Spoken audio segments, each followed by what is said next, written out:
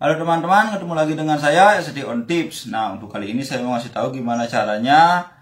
Banyak sekali yang bilang ya, kalau kita habis bermain gitar gitu, senarnya harus dikenorkan.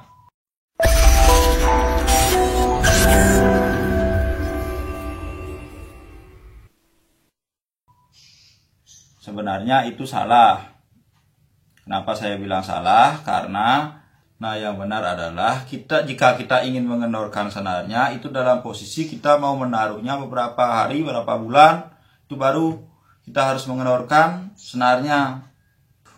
Untuk gitar harian seperti ini kita tidak perlu mengenorkan senarnya. Itu pun tidak saya anjurkan dan tidak boleh, karena setiap kita mau kencangin lagi, kenorkan lagi, itu senarnya pasti akan cepat putus. Nah, apabila kita ingin mengenorkan senarnya, itu ada aturannya. Saat kita mau menaruh berbulan-bulan, mau menyimpan gitarnya, itu harus dikenorkan. Itu pun cara mengenorkannya itu tidak sembarangan, itu harus sesuai dengan aturan dari gitarnya. Bukan gitar sih, tapi saya sendiri yang bikin aturan. Ini versi saya ya. Kalau kita mengenorkan senarnya, mau menaruh beberapa bulan, libur mau bermain gitar, itu harus dikenorkan. Cara mengenorkannya itu pun ada aturannya, tidak sembarangan kita mengenorkannya. Nah, yang harus dikenorkan itu bukan sangat sekali, tapi kita putar semua senar beberapa kali putaran saja. Contohnya di saat kita mengenorkannya, aturannya itu tidak sekenor mungkin, tapi hanya lihat satu putaran saja, 1, 2, tak pakai tangan, 2 kali putaran, 1, 2, 1, 2, 1, 2, 1, 2, 1, 2. Nah, kita hanya perlu mengenorkan pakai tangan 2 kali putaran. Kalau pakai alat seperti ini kita putar 1 kali saja. Nah, penjelasannya bagaimana? Nah, di dalam neck gitar ini kan ada besi truss rod yang menarik necknya. Jadinya kalau kita sangat mengenorkan senarnya di saat kita menaruh beberapa hari, beberapa bulan, besi truss rodnya ini akan menarik perlahan necknya dan menjadi melengkungnya itu ke belakang. Dan di saat kita mengambilnya kembali dan menyetelnya, itu otomatis akan ngepret.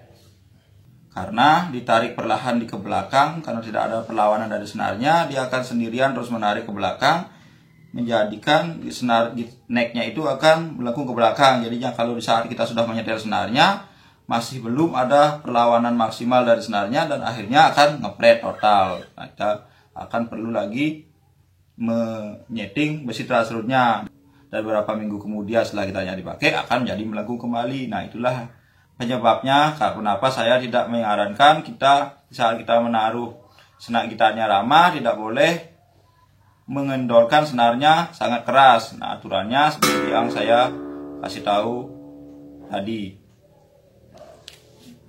Nah, dan saya menyinggung juga kenapa di setiap kita habis bermain gitar senarnya harus dikenorkan. Itu hanya untuk gitar khusus ya, untuk gitar khusus untuk di atas panggung, yaitu karena tuntutan pekerjaan menggunakan senar yang ukuran besar 11 atau 12.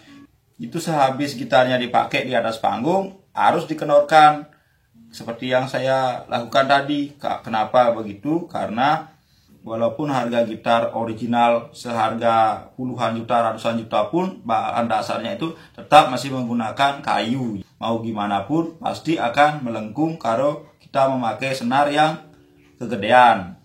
Aturannya untuk gitar harian di rumah kita belajar bergitar, bermain, ngapalin lagu, tetap kita menggunakan senar yang ukuran standar. Dan dituntut pekerjaan kita di atas panggung, barulah kita keluar gitar yang memakai senar yang lebih besar. Nah, itu menurut versi saya ya. Kalau versi orang lain terserah mau bilang apa.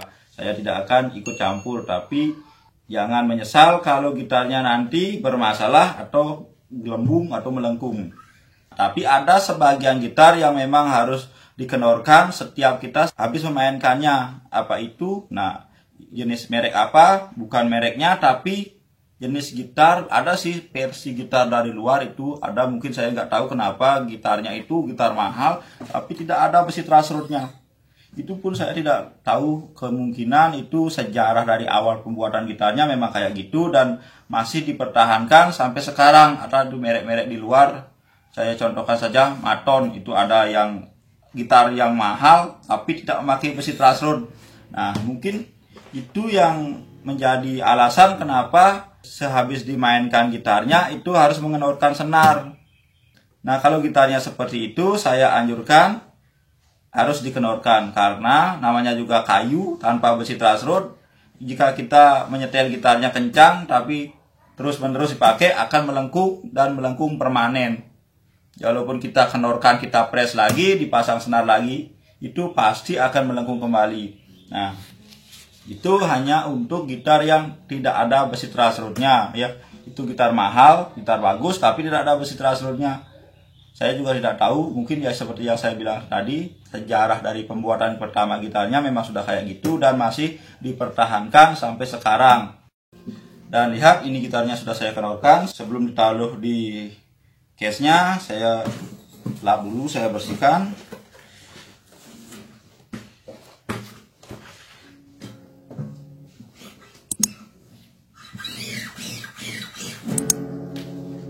Nah, sekarang masukkan ke dalam tas.